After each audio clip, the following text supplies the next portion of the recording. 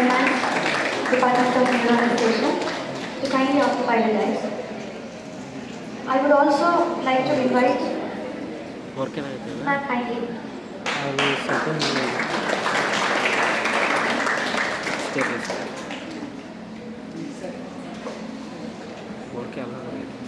I would like to invite Nursing Superintendent Grade 1, Ms. Sujata Madam, please come.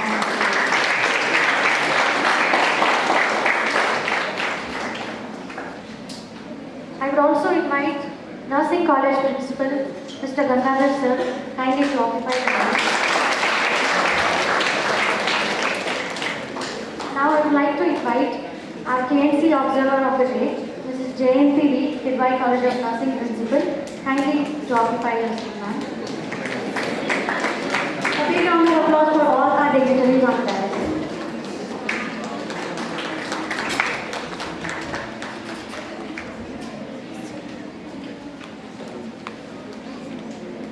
So as we begin with the formal inauguration, I would now like to ask the 4th year BSc Nursing students to kindly render the prayer song.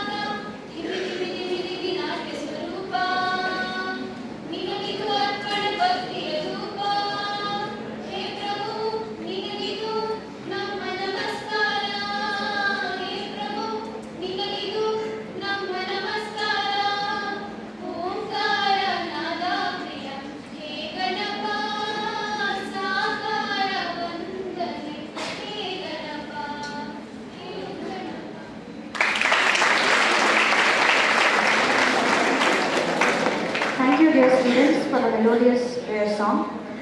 I would now like to call upon Ms. Kavya V, first year MSc Nursing, to give the welcome address.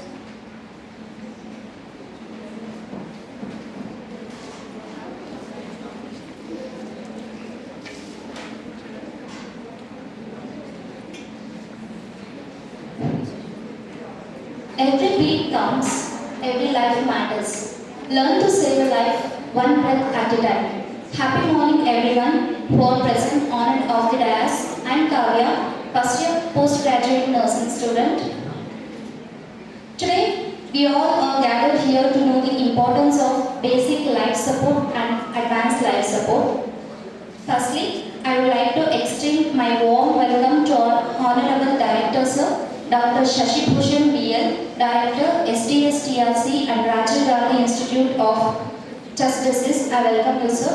I request Shantaka ma'am to please welcome sir.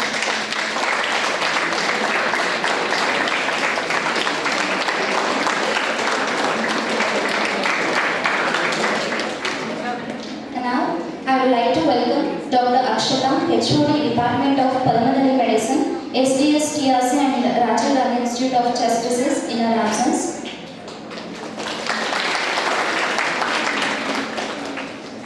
And now, I would like to welcome our resource person, Dr. Suparna Bharadwaj, Additional Professor, Department of Neuroanesthesia and Critical Care, NIMHANS, Bengaluru. I welcome you, ma'am. I request Bhagyavati ma'am to welcome ma'am.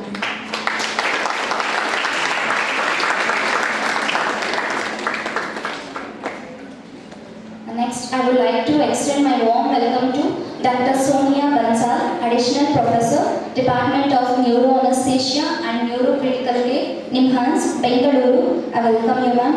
I request Bhavani ma'am to welcome ma'am.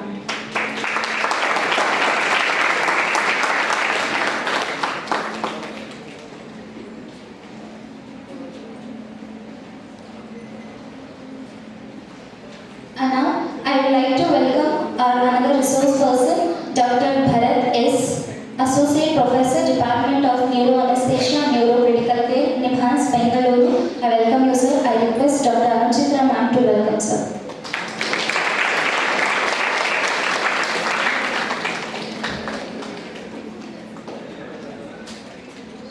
And now I would like to welcome Dr. Dhitiman Chakrabarti, Associate Professor, Department of Neuroanesthesia and Neurocritical Care, NIMHANS, Bengaluru. I heartily welcome you, sir. I request Maruti ma'am to welcome, sir.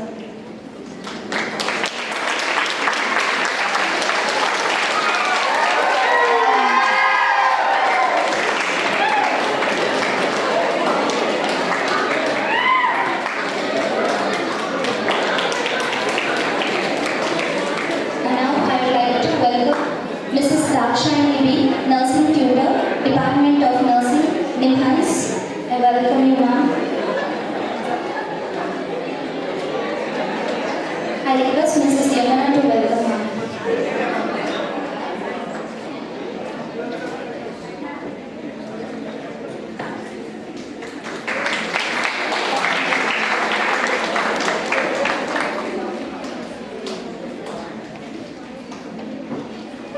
And now I would like to welcome Mrs. Esther Lily AC, Nursing Tutor, Department of Nursing, NIMHANS, Bengaluru. I request Mrs. Soumya to welcome ma'am.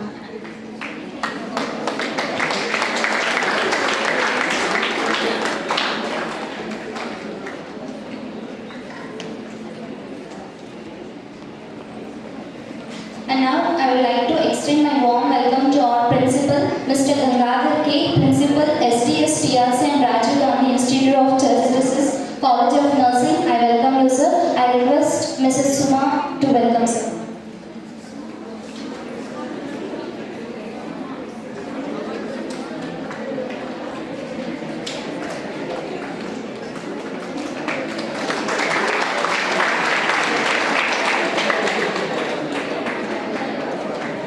And now I would like to welcome Mrs. Sujata, Nursing Superintendent, Grade 1. I welcome you, madam. I request Mrs. Shana Kumari to welcome madam.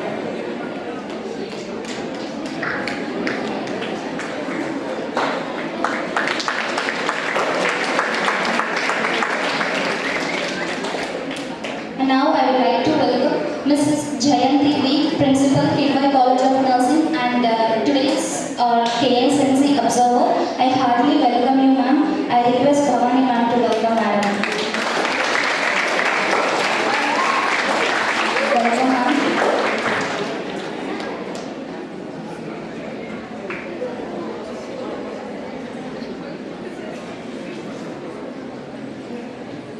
And I would like to welcome CAO madam and AO madam to this function. I heartily welcome you, madam.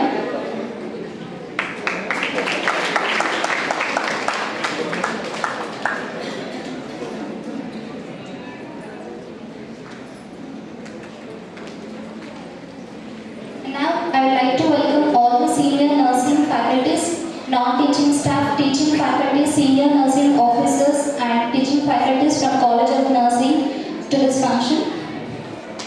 And I would like to extend my welcome to the postgraduate doctors, faculties, non-teaching staff.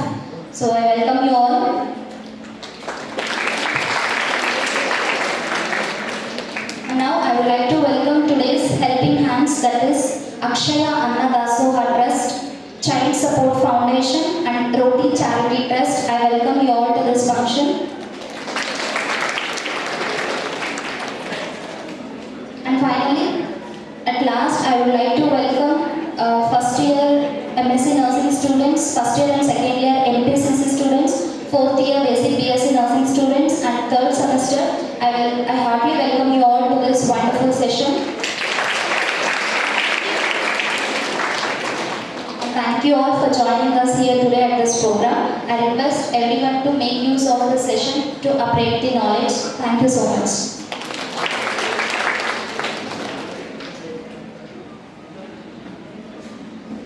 Thank you, Ms. Kavya, for your warm welcome. I would also like to welcome Mrs. Nagaratna, Principal, Indira Gandhi College of Nursing. We are happy to have you, ma'am. And also a hearty welcome to all the other faculties of Kidwai College of Nursing.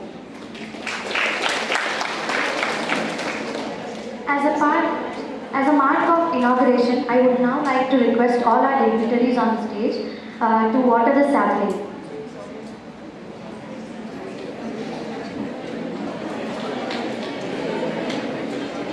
I also request CAO and AO Madam to kindly join.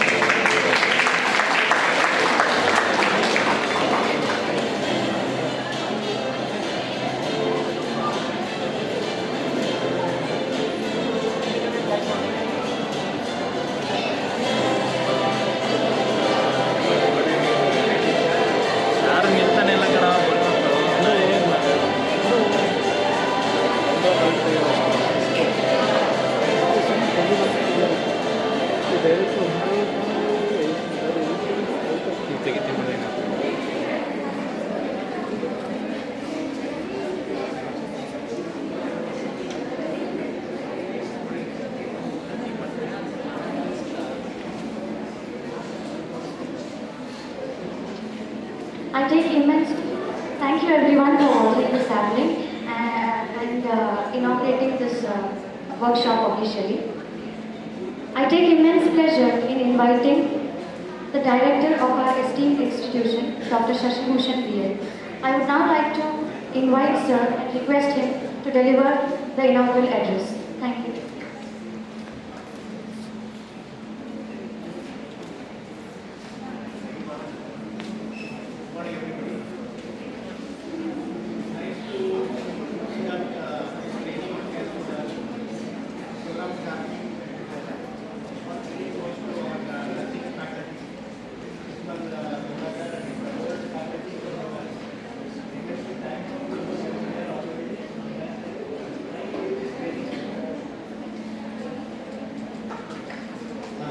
Actually, this is very important. What you are trying to do, a training system is very much important.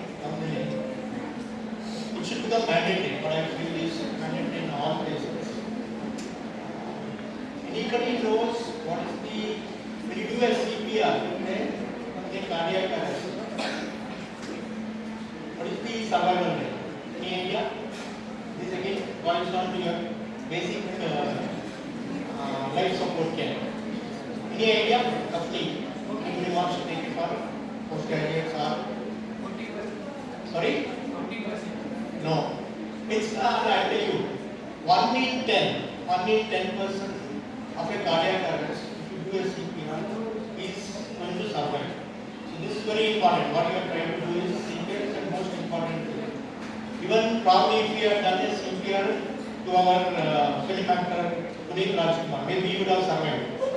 Again, a good message you should learn. CPR is most important thing, and everybody should know.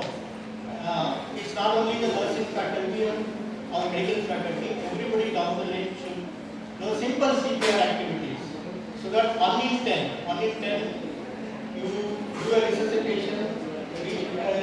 They may reach an hospital and they will survive. So one life is very important. So I just want to highlight on this part.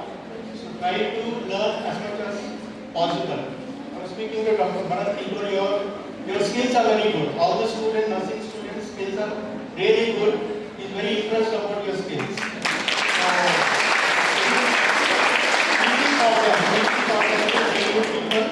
in turn, you need to train others down the lane. So this will be a repetitive process, not that you're going to stop the learning process here, and this training will be mandatory and every 3 years. So I think so 3 years is little late. We need to cut down on because learning is always everyday learning. So 3 years is a long duration, maybe they will change, getting to some other place, they may forget things like that. So what I would feel is maybe yearly, try to do a yearly training, short session. Because usually for a medical intern, the training is happening for 2 days. So certain institutes are exclusively known for training of the ACLS and BCLS training.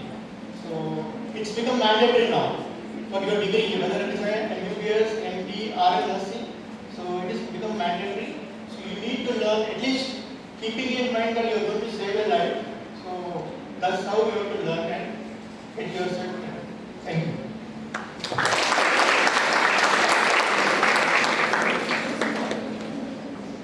Thanking our Honorable Director, sir, for your motivational word. I would now request all the dignitaries to kindly occupy your seats as we go for the next session. Thank you, Honorable.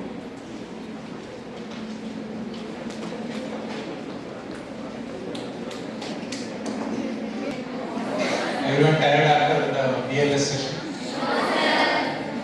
So if you see, the crux of basic life support is to only maintain artificial circulation and respiration till you are able to do something more for patient. That's what I have told you when you came for the BLS hands-on session. Now, what is that more we can do is advanced life support. So like how sir described, no? These BLS, ACLS, if you want to do together, it's like a 2-day course. First they do BLS, after that following next day, sometimes 2.5 days courses there for completing this advanced cardiac life support. It includes a lot of parameters in terms of figuring out why this person had cardiac arrest, what are all the reasons which we can think of and try to correct it in order to get the patient's rhythm back. This getting the patient's rhythm back is called as return of spontaneous circulation, ROSC. This is what is the main goal. Whenever we are trying to look at CPR, our goal is ROSC, return of spontaneous circulation. This is what we want to achieve. Now, how do we do it is a difficult question. Most of the times the ACLS is so vast, no? It is complex. Sometimes remembering is also difficult. What all are there to remember? What all should we know? But I have tried to simplify it because not everything is applicable to every scenario which we commonly face in our institutes. So I have kept it simple for adult ACLS, what all we should know.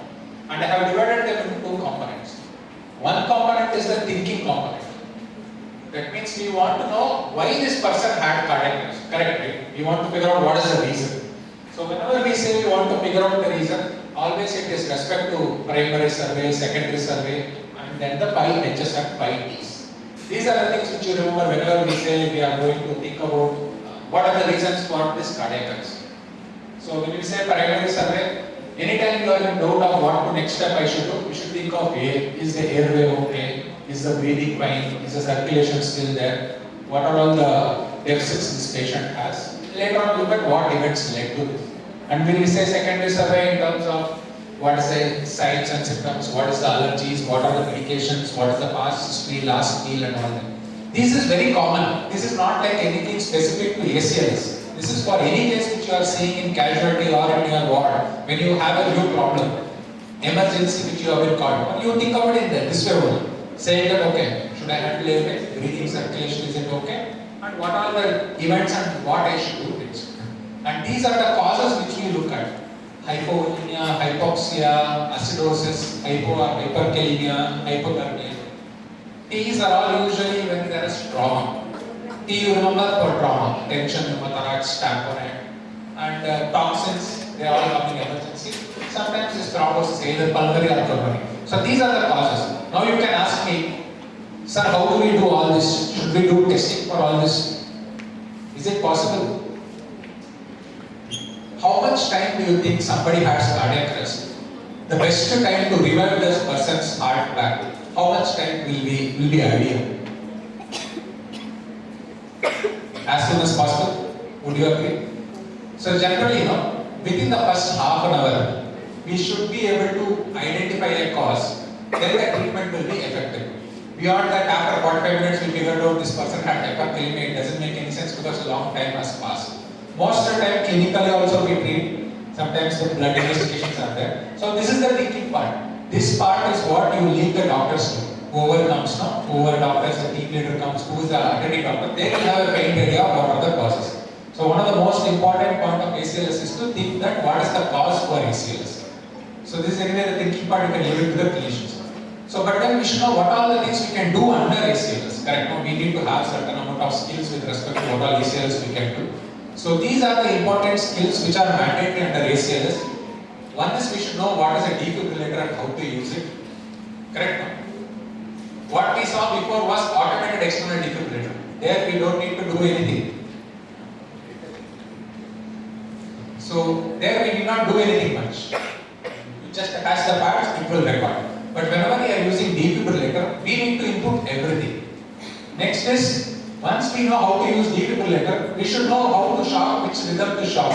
Correct? No? We need to know whether this rhythm, whatever we are seeing, once you attach ECG, whether it is shockable or not. So that is the second step. Next, medications. Correct? No? We cannot miss out on medications. There are a lot of medications. Which medications or what we have to use, that also we should know. Last is advanced airway. Are you surprised? I have covered everything and told airway time.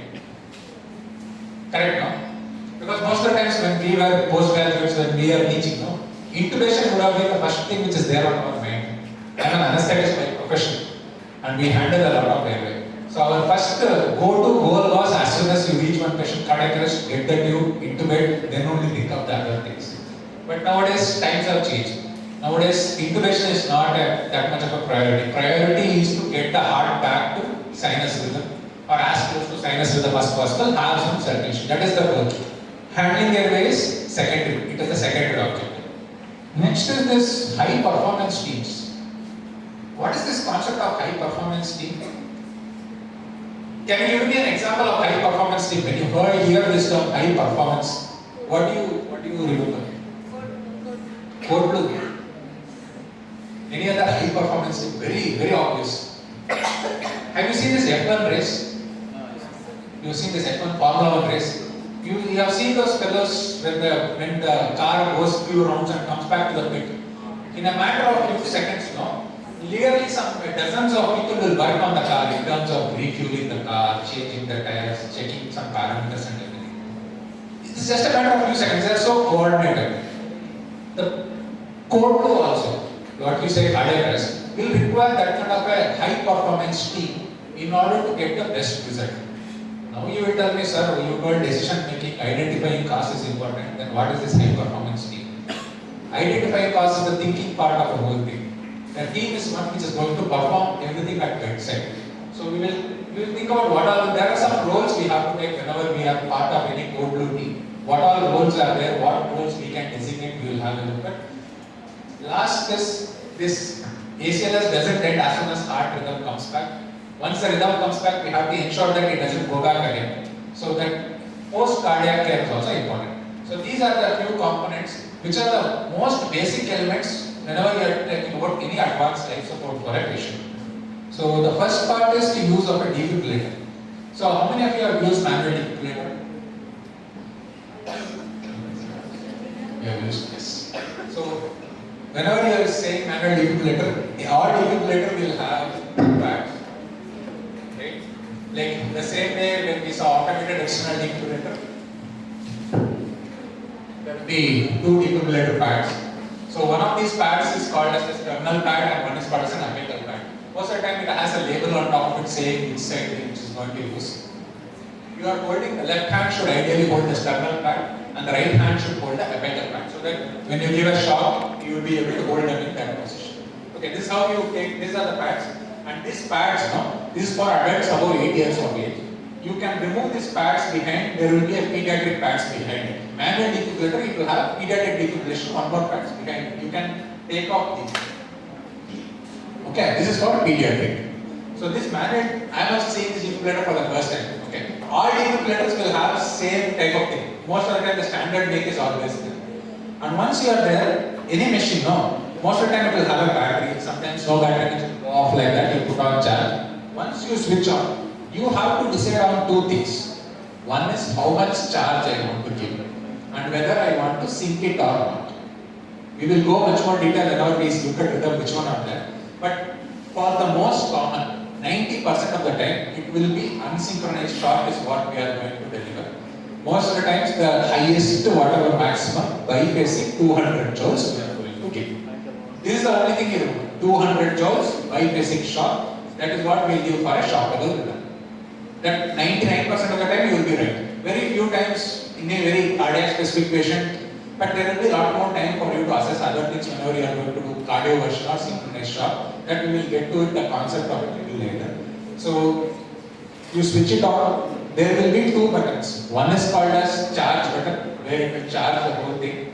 When you press charge, designating 200 joules, it will charge to that level. And when you deliver the shock, there are always two options. One is you can deliver shock here, but we don't advise it. Always the advice is to deliver shock by using the paddles. In the paddles, you see this red button there, both sides. Once you charge it to 200 joules, you place one of the pads on the patient and you simultaneously press them both. Only then the shock will get delivered. You press and hold. But very important point, like how I described for previously AEDs also, you can get shock. So once you place it on the patient, you say everyone clear. You have to visually check whether anybody is in contact. Then only you can press this button. Once you press it, it will deliver the shock. Then you get back to doing CPR and giving the medications. That's it. Okay, defibrillator is only that much. So these are the ECG will be there. This ECG when you attach, you get ECG here also, you get to assess the rhythm whether it is shockable or not. This if you attach then you can deliver the synchronized shock. That's why this also is very important. Okay. So the most frequent rhythm which requires shock is ventricular fibrillation, and it is very critical that you give it very early. And whatever shock when we give 200 joules without synchronized, it is called as defibrillation. That is what we need to learn essentially. Okay, next. But there is this concept of this synchronized cardioversion. When you say cardioversion, that means the heart rhythm is abnormal. Any tachyarrhythmia with hypotension when it is there, when it's an abnormal rhythm, especially narrow complex tachycardia, especially for SVTs or sometimes even for atrial fibrillation or flutter, then we will give this synchronized cardioversion. When we say sync means, any idea what is sync?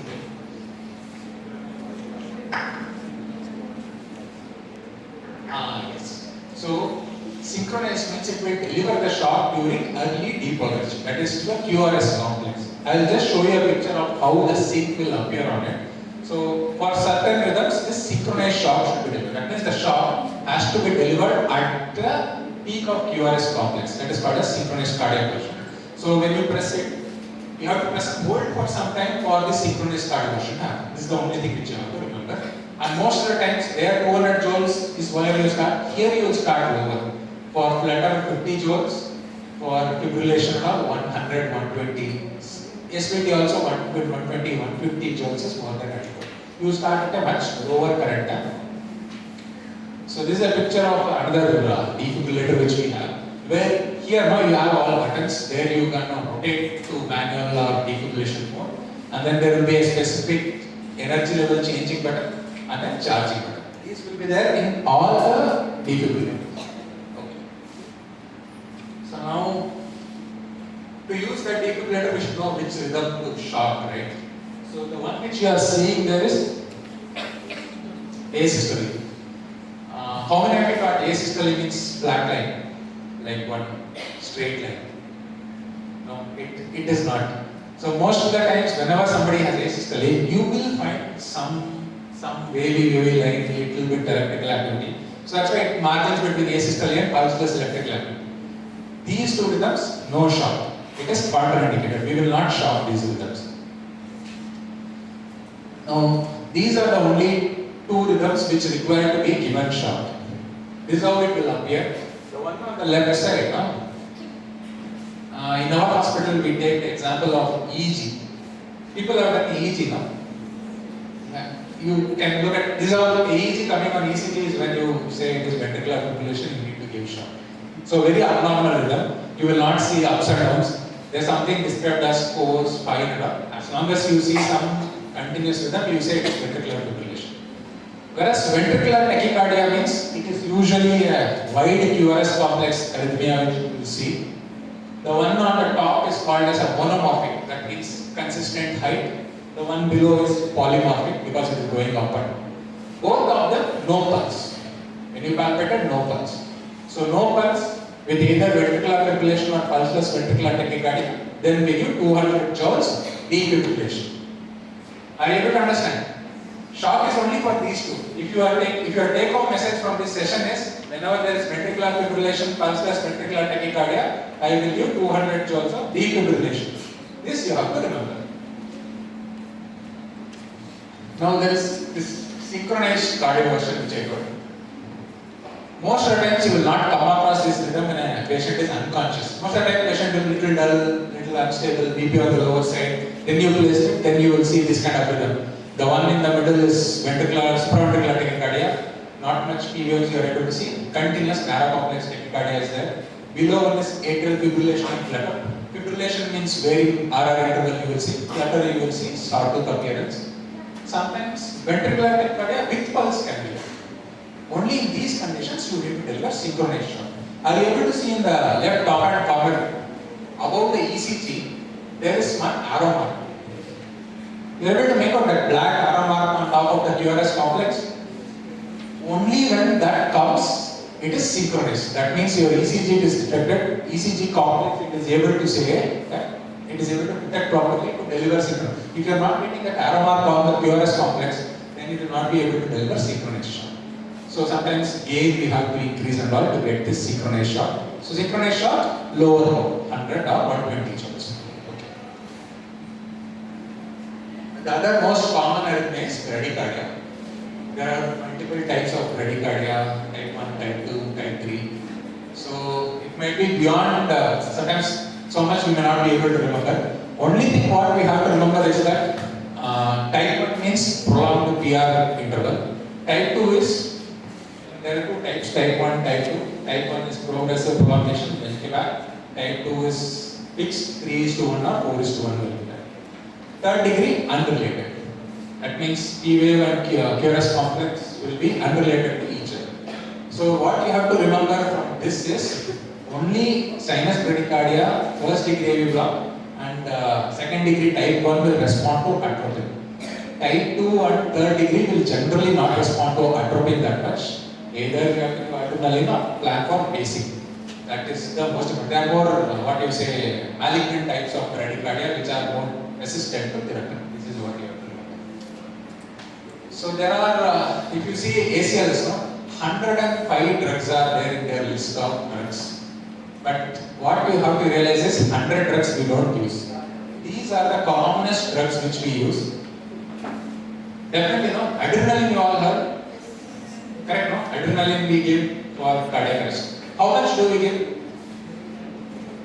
Let them answer. They would have heard this. You have seen adrenaline being given for patients for cardiac arrest? 1:10.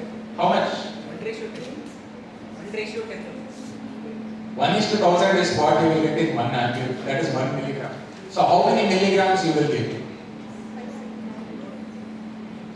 Usually it is 1 ampule. So they have kept it simple. Nobody confuses you. The manufacturers also will make 1 milligram ampule only. So whenever cardiac arrest is happening, when you say adrenaline, 1 ampule you have to load, 1 milligram you have to give. Okay. So madam is always. So one is epinephrine. The other ones are called as antiarrhythmics. That means this ventricular rhythm, we are saying shock. Not just shock, we can give pharmacotherapy also. So we have this common drugs, amiodarone, lidocaine, adenosine and beta blockers. Another most important take-home point of my class is atropine to be given only when bradycardia is there. It was previously old concept where we used to give adrenal and atropine both together. Nowadays we don't give like that. Only atropine we have to give for bradycardia. If there is asystole, only adrenaline, no longer atropine. So this I already told you. 1 milligram you give adrenaline. every 3 to 5 minutes. Sometimes we will say we will start infusion. Like BP is less starter. That time we give 5 amps to dilute to 50 ml and start at 2 ml, 5 ml per hour to response. Next there is atropine. Any idea how much atropine comes in each ampule? Yeah, 0.6. So that's why 1 ampule atropine is not enough. You have to give 2 ampules. Especially if you are giving for bradycardia, you have to give 1 milligram of atropine. So you have to give 2 ampules, you have to dilute and give it. This also you can give 3 to 5 minutes, maximum 3 doses. This AHA says amiodarone is the first drug of choice whenever we treat ventricular arrhythmias. For students, no, there are 2 types of arrhythmias. One is arrhythmia which is coming from atria. Heart has atrium and ventricles, correct? Atrium is where this circulating node, AV node and all are there. So they all will produce SVTs. Generally, atrial arrhythmias will not cause cardiac arrest very commonly. Patient will be dull, weak, failure, everything, but they will be conscious. Arrest will happen in ventricular arrhythmias. Because ventricle is what will pump the blood now. As soon as ventricular arrhythmia, there is no blood flow which happens. So, amiodarone is one of the important drugs.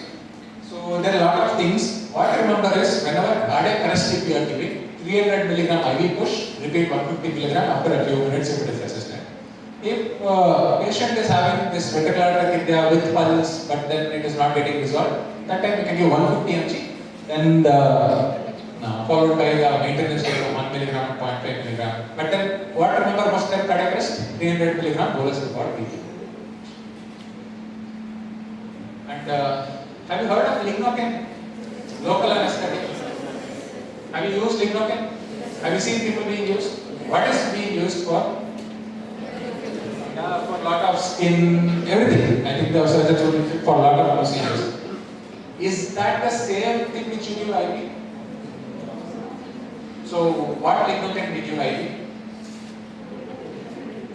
There is something called as preservative-free lignocaine. That is the IV medication. Whatever the other lignocaine which we use for local infiltration, no, that we should not give IV.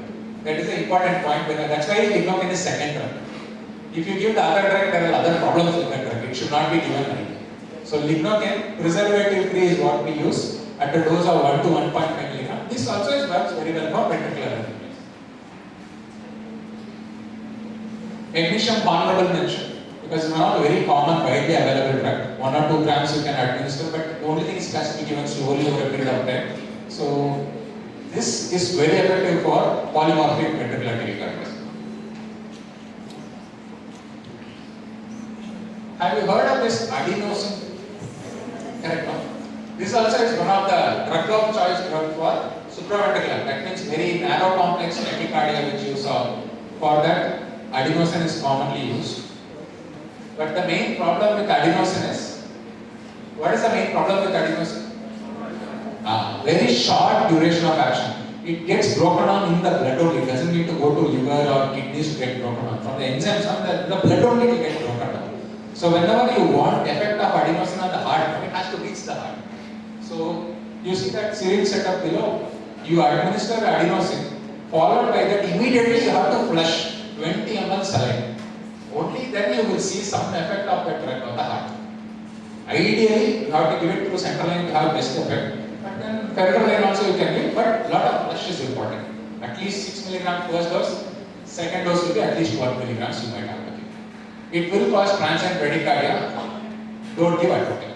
It will immediately resolve. Within the next 30 seconds, the effect will go off. But there's one more problem which is there. What if we don't have IV line?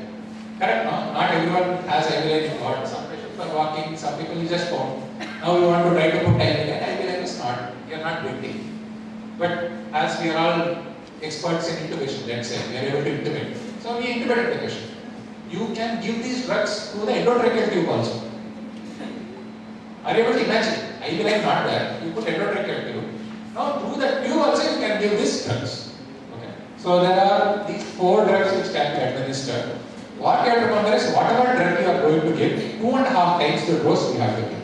And here also we have to flush. You will not do 20 ml, maybe you will give 5 or 5 ml saline you will give so that it will reach into the bronchus for absorption. Till the time they are able to get, you are able to pass something. So this is the other important thing which you have to remember. I am not going to teach you intubation because all of you would acquire that skill in your regular practice. But at least for you, whenever you are in bedside thinking about airway, you think of oropharyngeal and nasopharyngeal airways. Among these also, oropharyngeal airway is what we are commonly using and recommending because the amount of trauma and skill required to use oropharyngeal airway is less than a nasopharyngeal airway. So what is the size of the oropharyngeal airway? How do you decide what size we are? Angle of the mouth to the mandible length. So this length you measure. That much should be the length of the oropharyngeal airway. So that airway size you decide and you place it in the mouth. This and then hold the mask you can ventilate. That is more than enough whenever in the initial phases of ACLS you are doing. Later on you can decide I will intubate, I will secure the airway, that is fine. So whenever you place an airway you get something like this. Now, what is that picture showing below? Any idea? Yeah, capnography. Have you heard of this capnography? No. That's people. Nobody lives. So if you go to, you will have your posting in theatre and all, no? OT, anesthetists will be there, you will go, no? In their monitor, they can measure expired carbon dioxide levels. So that comes as capnography. In good centers, they have that portable capnography with the advanced cardiac life support team. Two, it will facilitate. One is if you put an airway and intubate, you know it is inside lung one. Second is, it can guide your chest compressions. If you give very good chest compressions, the carbon dioxide capnography values will be at least 25, 30 like that. Otherwise, it will be less. It will be like 10, 7. That means you have to give better compressions than that. So till now I told so many things. You will ask me, how much percentage of this do you remember? Honestly, you can. Honestly, you can answer only 1%. It should be at least 1%, it cannot be 0% because so much time we have spoken. Now, everyone understands that we are not gods, that the one time I listen on one day program I attend, everything I will remember. And it is physically impossible for people to remember 100% of everything at every time. Correct, no? So we need aids, but we have to do 100% for patient, correct, no? So that's why AHA has brought out these algorithms. So the best way to perform advanced cardiac life support is to print this algorithm and paste it in all your critical areas so that people can see it and do it. You don't need to remember. You can go to which step I am and then do according to the algorithm. Is that too much to ask? Because no, most of it might be that you might forget one step. Always look at the algorithm, see where you are, what is the next step, where I should go. So the algorithm which we are seeing is called as the adult cardiac arrest algorithm. This is the algorithm which we have placed in all our hospital. Every corner of our hospital you will see this algorithm. So nobody can tell I can't do ACLS. They say look at the chart and do it. So if you see this chart, now this is called as a circular algorithm to make you imagine that it goes in terms of circle. So you start CPR, check for rhythm whether it is shockable or not, give shock or not, consider giving medications. 30 is 2, you keep doing. Every 2 minutes you check again, rhythm shockable or not, give shock, administer medication, give shock, administer medication. This circle will keep going. But the problem is too many things. What all components is not very clear in the circle. Although they have given on the left hand side now, all the drugs, how much strength should be given, everything is there. That's why we have another algorithm. So this is the algorithm which we have printed in our hospital. This gives a very very clear differentiation of the two arms. So whenever now you started BLS, correct now? You are already giving CPR, now the team came, the doctor has come, he will say, okay, advanced cardiac life support I have to do. The first question you will ask is the rhythm shockable? You already shockable rhythm. What are the shockable rhythm? Take home message. Remember my take home message. What was the shockable rhythm? Only 2 you saw. Ventricular fibrillation, VF, TVT, pulseless ventricular tachycardia. If they are there, you immediately give the shock using the defibrillator. Okay. And then you administer adrenaline. 1 milligram adrenaline every 2 to 3 minutes. Every 2 to 3 minutes, you have to keep checking the rhythm and rate. So what you will do within these 2 minutes? I told you, CPR, you should not forget. You are doing CPR continuously, okay? That's why we got so many people BLS. All of you will be doing CPR, doctor will be thinking, okay, next step what I have to do. Do you understand? That is the role. When everybody knows basic life support, then I need not worry that, okay, chest compression should I do, they are doing it. Because you will be doing. Then they will be wondering, okay, next when I should give shock, next what medication I have to administer, what rhythm it is. That would be the goal of the doctor who is coming to see. That's why each of us will have different roles, we will have a look at the different high performance teams. So this is the shocking pathway. The one on the left hand side is called as the non-shockable rhythm, asystole or pulseless electrical activity. That also you saw the graph, no? Asystole, flat line or slowly. There if you go, they are only giving epinephrine every 2 to 3 minutes. You check rhythm, check for the pulse, check for the rhythm. If it is not there, then you are going to keep giving epinephrine only. Anytime it becomes shockable, then you give shock. Go to this side. So people who initially gave shock can become asystole, go to our side. People who had asystole can have an abnormal rhythm and come back to this side. So this can happen. So this is cardiac arrest rhythm. That means no pulse, then we use this algorithm. And even in this algorithm, on the left hand side, you have all the details. How to give what high quality CPR is, how much shock energy should be given. Even drugs also, you don't need to remember. Right? It is there already in the algorithm. You print the algorithm, place it in your ICU, then nobody can say that I gave 450 mg amyloid. It is written 300 mg, I give only 300. Okay, that becomes little easy. Next. So this will be only for doctors who are there. Sometimes patients will have some pulse, but BP is very low. That's called as unstable rhythm. So that's what it is called. It's a tachyarrhythmia with the pulse. So, but then not like everybody, if you ask tachyarrhythmia, we need to follow it. When they have signs of inadequate perfusion, in terms of mentation being low, BP being less, pulse being weak, peripheries cold, all these are there with an abnormal rhythm, then they come into this algorithm.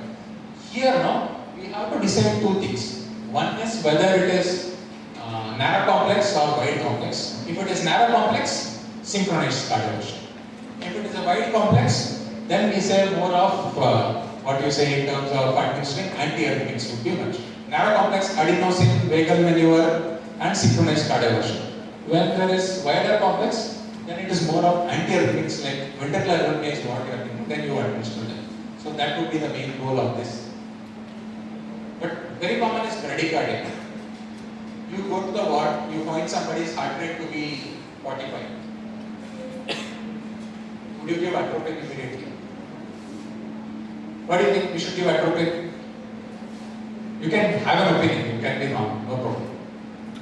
I told heart rate if it is less than 50 means we should give atropine. Bradycardia means less than 50 heart rate.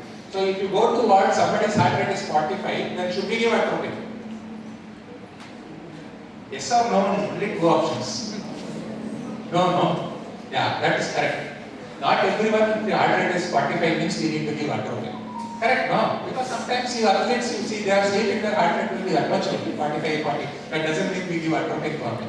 So, bradycardia, only if there is signs of systemic hypoperfusion, in terms of hypertension, decreased mentation, peripheral signs of shock, or they say chest pain, they should have a symptom of when circulation is less, only then we will start giving medications for them. First line is atropine, then adrenaline.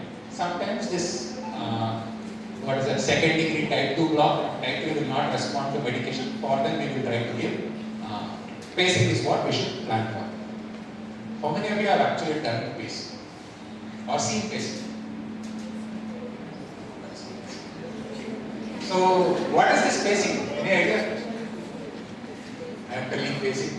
What is this pacing? Pacemaker. Have you heard of this pacemaker? At least in the movies that you have seen, pacemaker, they will put pacemaker in stop, they will, yeah. So that pacemaker means heart. What is a natural pacemaker in the heart? SNO is natural pacemaker. When that is not working correctly, that time you will place an external pacing. So there is something called as transcutaneous pacing. These machines, some of the ventricular, they will come with pacing pads. You attach those pads in the same places where you attach the AED pads. then you can pace the heart. That you have to do. Ideally, that also depends on the thickness of the chest wall, impedance, lot of differences there. Ideal would be transvenous pacing. Through the femoral vein, go into the heart, they will do it. So these are the options. So I told you about this high performance. I kept it very simple. So you have to remember, most important thing to remember is cardiac arrest algorithm. 99% you will apply that at bedside. Maybe bradycardia may be common. But this other with pulse algorithm may be less. So whenever we are doing bedside echo, we have to assume role. Is it important?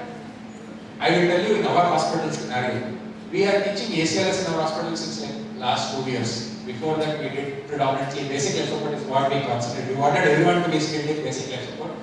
We expected that anesthetist whoever will go to the bedside will be the team leader. He will command everything to be done. But unfortunately all our mock drills which we did, we realized one thing very stark is everyone will come. Okay, we have 5 doctors who will come. We have 3 nurses, they will come. They will get the call, everyone will arrive at the site. But the problem is everyone will come, they will start like this. One fellow will do, doctor will say load, then sister, okay, you load. The problem is, everyone knows that should be good, but who will do what was not defined. So that's why in ACLS, now this is a very big part. There's a whole big chapter, literally some 30-40 pages on high performance teams. There's a lot of things like closed loop communication. When I tell you, administer 1 milligram of adrenaline, as a nursing personnel, you should say loaded, administered and given. That has to be loud enough that all team members will know that you have given. And there will be a recorder who will record, okay, at this time, this person has given 1 milligram adrenaline. It so happens also, like if whenever resuscitation goes beyond 40 minutes, sometimes we don't know how many times we have given adrenaline shot, I think some 3-4 times we gave. Correct, no? It can happen. That's why that lot of named roles are there in high performance teams. You see there's a triangle in the middle, airway, compression and defibrillation. This is called as resuscitation triangle. What triangle? Resuscitation triangle. Because no, these 3 are the first, like sometimes some hospitals will have teams coming together. 6 people will rotate together. But our hospital it doesn't happen like that. 2 people will come, then 1 person will come, 1 person will come. Like they trickle. So whoever comes, they should assume the first 3 responsibilities are very important. Compression 1 person should give, 1 person should handle the airway like how we did, 2% DLS we did, no? And 3rd person will manage this defibrillator. You know, these are the important part. Compression we have to keep continuously going. If you don't do, it will suffer, brain will suffer, hypoxia will suffer. Defibrillation is very important because once rhythm is checked, we need to give shock. So these 3 roles are very important. And every 2 minutes, these roles can be rotated. So that's the main goal of resuscitation triangle. First you have to fill in these roles, then you have to rotate among. Then there is 3 other roles. One is timer, team leader, and then 1 medication administration. These are also very important. Like timer I told, sometimes we know how many times we need. So in our hospital we say whoever called the people, the first person who witnessed, he will know everything from the beginning. So as soon as he gets free, he will keep note of what happened, what time it happened. You can develop, we have a format where we have a form that we will fill so that they document also, like how many times we did CPR and all that. Next is we have this medication. If you tell our doctor, okay, load our 500 ml saline bottle, connect next. Sometimes they will not be aware of where things are. Even if you know, not every branch they teach that common. You don't know. You will always tell the nursing personnel to administer drugs. No? That's why nurses are more capable or they go into this job also, administration of medications. Last part is team leader. Is team leader important? It is important, that's why I have put, no? Otherwise I wouldn't have put. Correct? So it is important in ACLS because no, all the other team members need not know ACLS. Team leader should know ACLS. That is the most important thing. All these decisions, whether we should give shock, how much medication to give, how many times to give, all that decision team leader will take. It's not like other people should be mute and listen only to him. You can always voice your opinion, discuss among yourself what needs to be done and everything. But eventually, team leaders should know advanced cardiac life support. At least they should be able to manage and tell what next step I should take. So, but all the other roles, all of you can take. You can be compression, you can give airway, you can give medication, you can be timing. What is that? Timing is not anything. You have to just note down what time, what has happened. It is not something that you have to give any specific training for that. Or you can take the role of defibrillation. Switch on. The doctor and the ACLS person will tell whether it is shockable or not, how much it should be. So these other roles can be distributed among all the people who knows BLS. So today, whoever is there here now, all of them can become 5 team members in this. Are you understanding? That's the aim. The aim of teaching all of you BLS is that you will be able to take a role whenever there is cardiac arrest. You can take one specific role. If you know only compression, then you can do only chest compressions. You know. Already you are doing excellent. You people are very good at rescue breath giving. So you can take the you can take the role of airway management. Are you understand? That's where your role comes in. So this is the last part.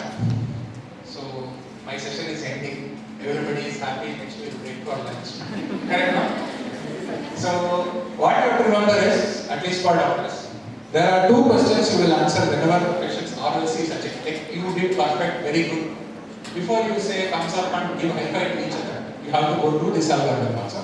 So what you have to do is, first step is, once the resume is done, again the same question of ABCD.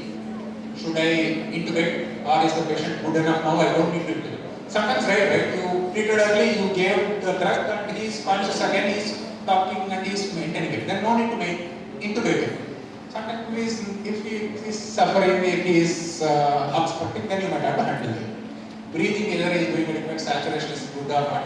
We say PaCO2 35 to 45. If you have it, or you can assess clinically whether it is adequate or not. Circulation, because now pulse is there, you can check BP. Correct, no? Once pulse comes back, you can check the blood pressure and say whether it is adequate. If it is less, once you start NORAD. Once you do the ABC, do a quality ECG is what is recommended. Just to it serves 2 purposes. One is if the person had some ST elevation MI or non-ST elevation MI, that one we can see. Second is you are documenting that you were able to get back the result. 2 ways to do. So immediately it resumes, check the ABC, get an ECG. If he is conscious, then the algorithm is much more simpler. Then you have to evaluate why he had, not very critical. You can manage it in the ward also, it is fine. But if in case he is comatose, then this person has to undergo targeted temperature management.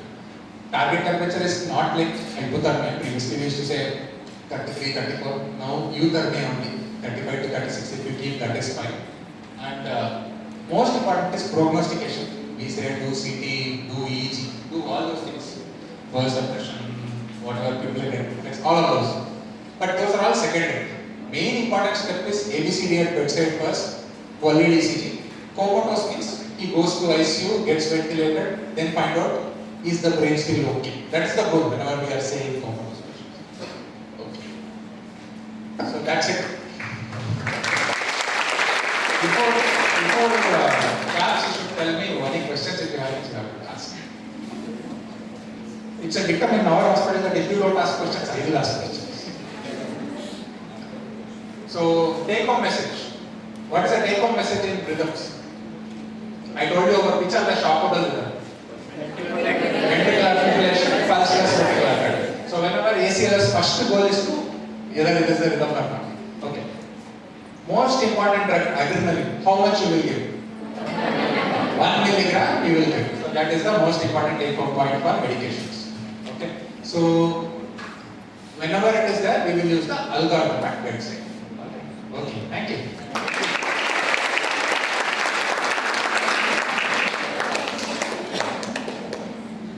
I'll bore you for 5 more minutes. After that, you can break for lunch.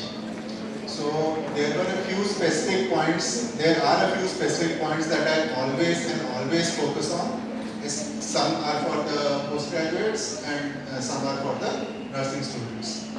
So he told the most important point about adrenaline is 1 mg. Now, how do you give the adrenaline is also important. I'll tell you one story. Okay, I'll give you some facts and tell you one story. So when you are doing your cardiac compressions, at your best effort, you are generating maximum of 30% of the normal cardiac output. Okay, maximum 30%.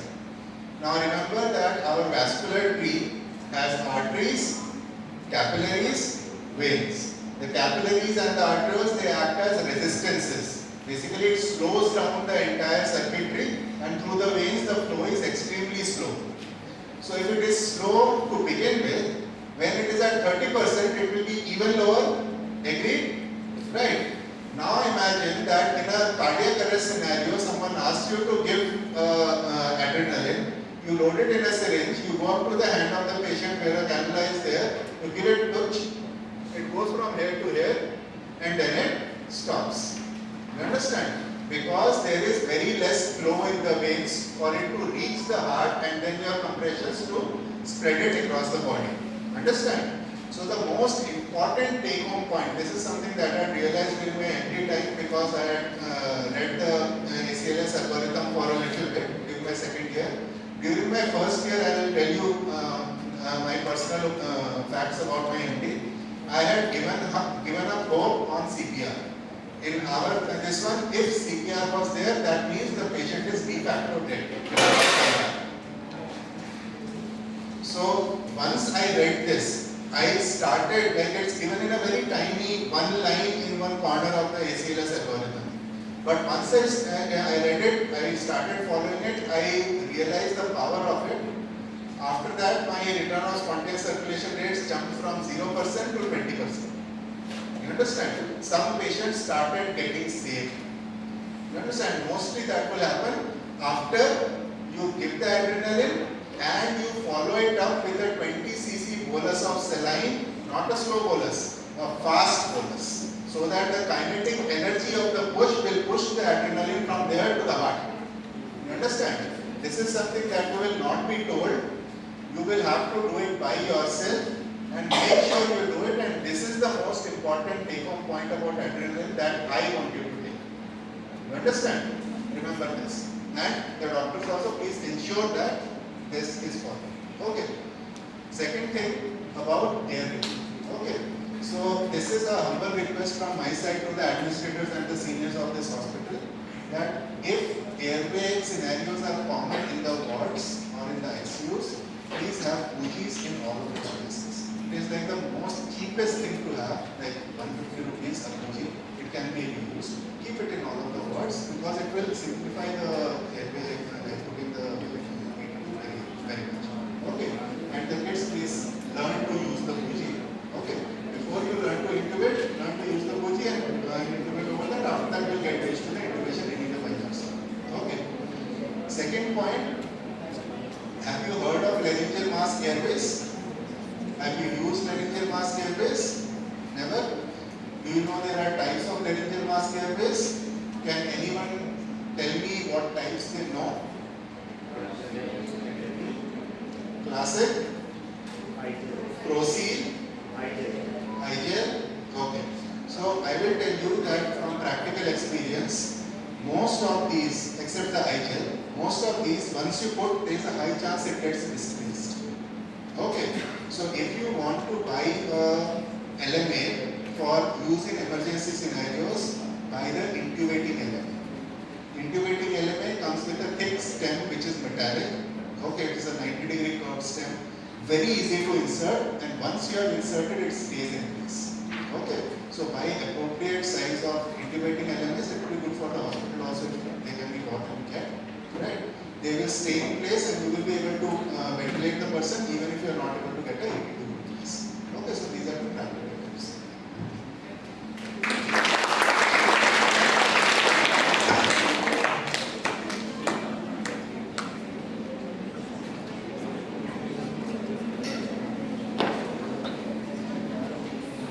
Thank you, Dr. Bharat sir, for that insightful session. I hope it was a knowledgeable and a brainstorming session for most of us.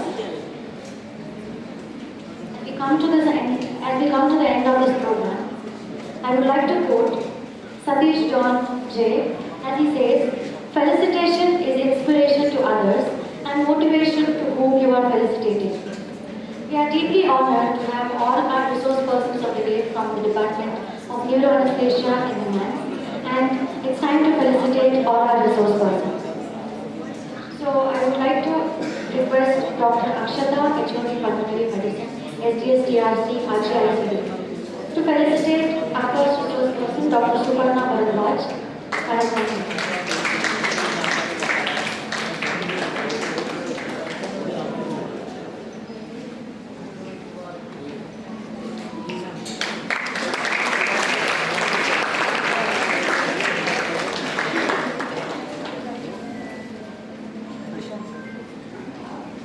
Next, Dr. Sonia Bansal, I would like to ask you to occupy the seat, ma'am.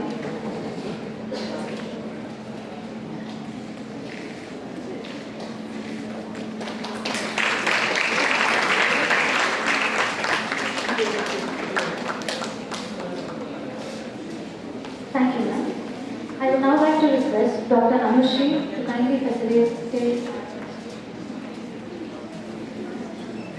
our next resource person, Dr. Dhitiman Chakravarti.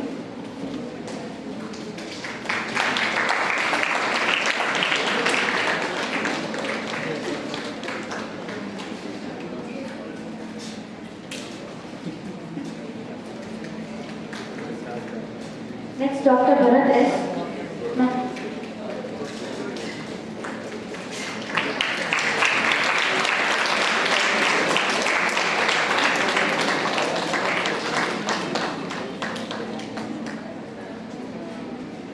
Thank you, ma'am, for doing the honors. I would now like to request a nursing superintendent, Mrs. Sujata ma'am, to felicitate Mrs. Dakshayani B.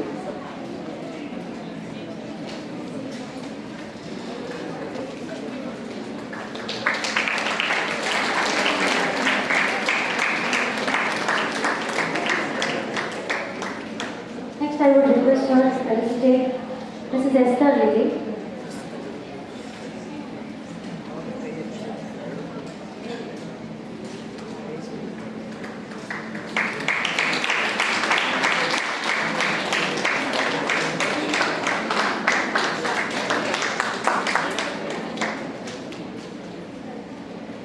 Thank you, ma'am, for doing the honors. Next, I would like to request Gangadhar sir, Principal, SDS TRC and RGICD, to felicitate our KSNC Observer of the Day, Mrs. Jayanti V, Principal, Kibai College of Nursing, Bangalore.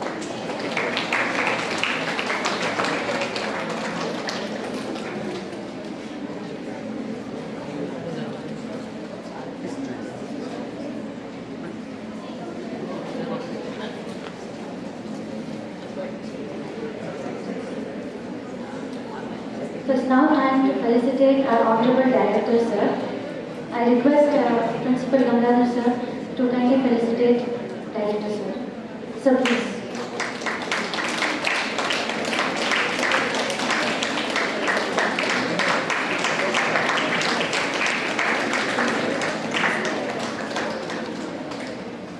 Thank you, sir. I would now like to request Gangadhar sir to felicitate our nursing superintendent, Mrs. Sujata Grade 1, SDS TRC and RGICD.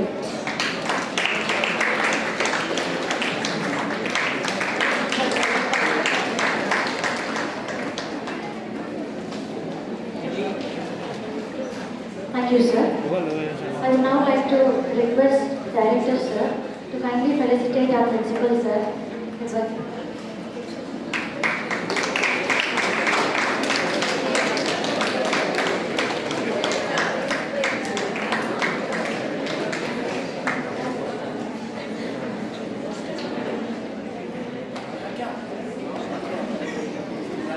Thank you, sir. Next, I would request Director, sir, to issue certificates to the PG doctors. Sri Harsha Muleti. Kindly come on, guys.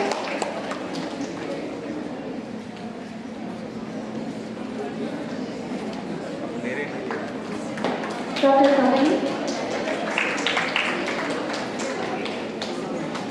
Dr. Vijay Sundar.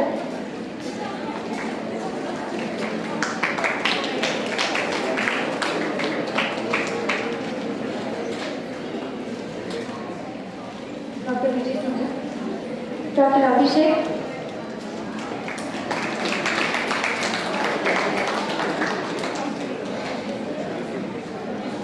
Dr. Akash.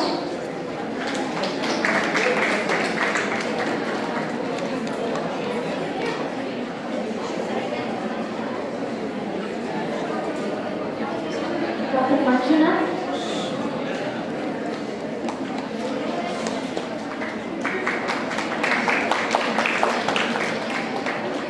Next, Dr. Jashwant.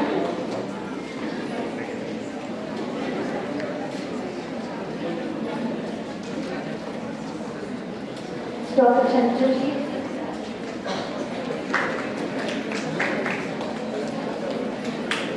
Dr. Ananya.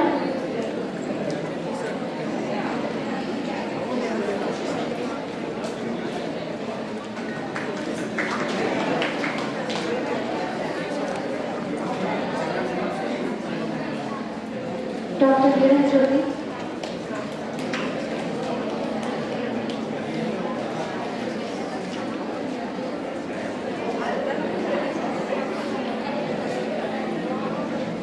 Dr. Visha Anand.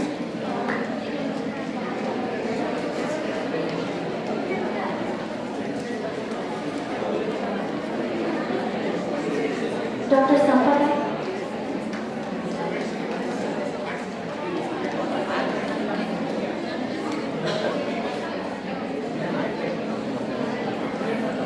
Dr. Ema.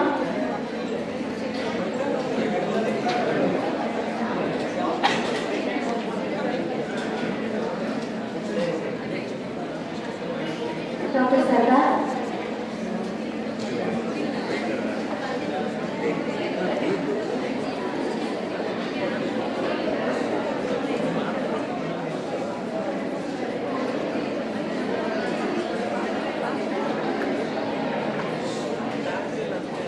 Dr. Sheetal.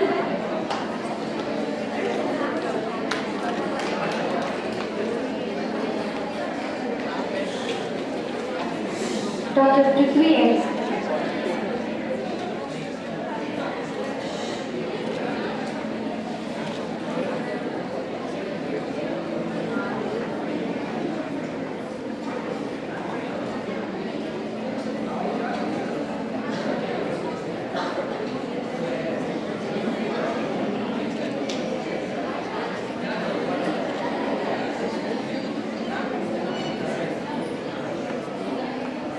We are happy to announce our sponsors of the day. That is Akshaya Annadasoga Trust, next Rotary Charity and Child Support Foundation, out of which we will be felicitating Rotary Charity Trust by Honorable Director Sir. I kindly call upon. They have sponsored the tea and biscuits of this workshop. Thank you, sir.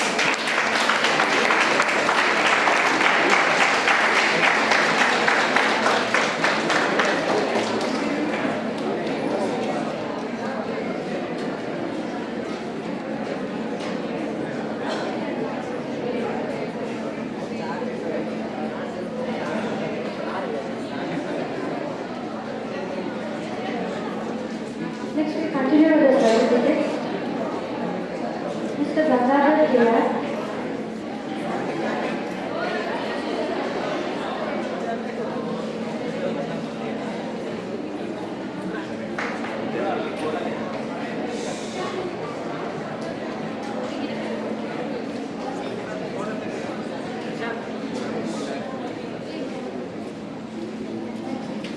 This is Bhagyavati ma'am.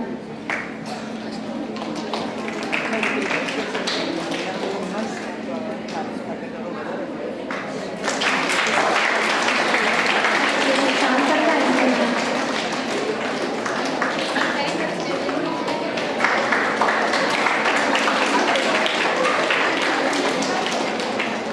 Dr. Ankita ma'am.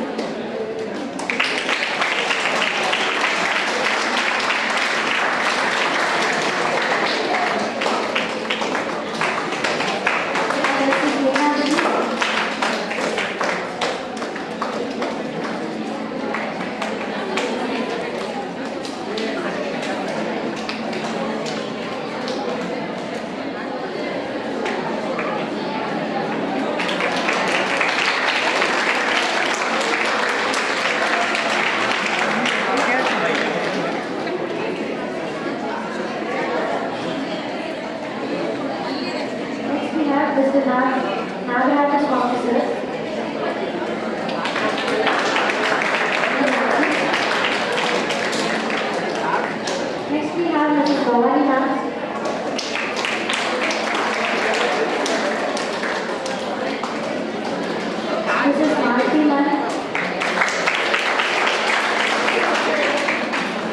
Next we have Dr. Anand sir.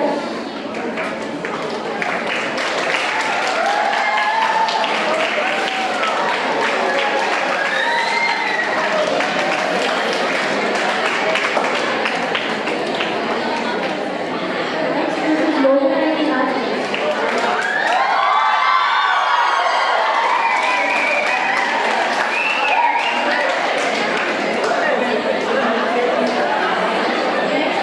This is Steve Krishna ma'am.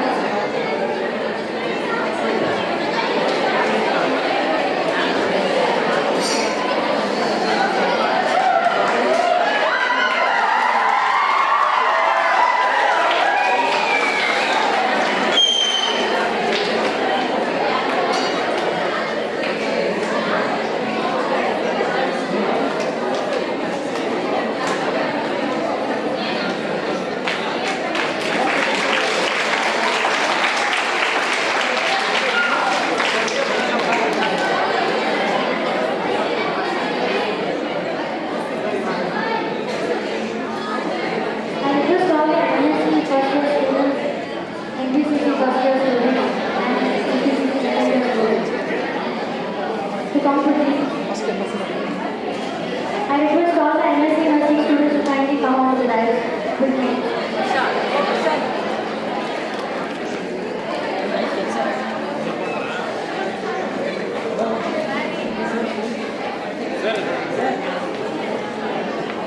All of you kindly come to me.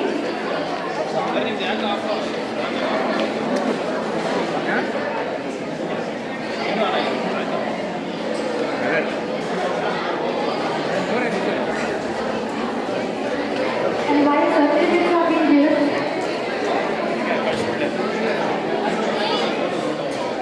I request the students to kindly sit down. Why you are leaving? Please sit down.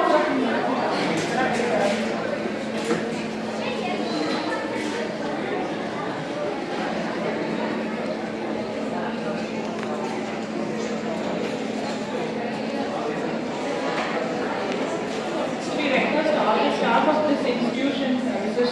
Sharda ma'am and Mrs. Soumya ma'am and